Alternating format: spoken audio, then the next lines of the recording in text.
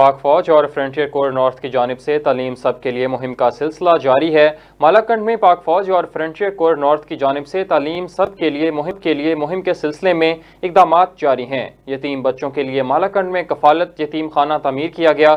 یتیم بچوں کا تعلیمی اداروں میں داخلہ کروا کر انہیں تعلیم کے اخراجات بھی مہیا کیے گئے۔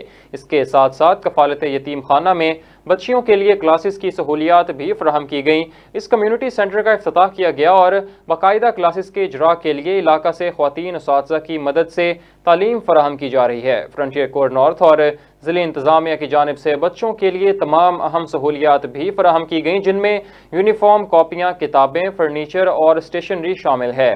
علاقہ کی عوام نے پاک فوج اور فرنٹیئر کور نارتھ کے اس اقدام کو سراہا۔ عوام نے خوشی کا اظہار کرتے ہوئے کہا کہ ان اقدامات سے اب ہر بچے اور بچی کو تعلیم بآسانی فراہم ہوگی۔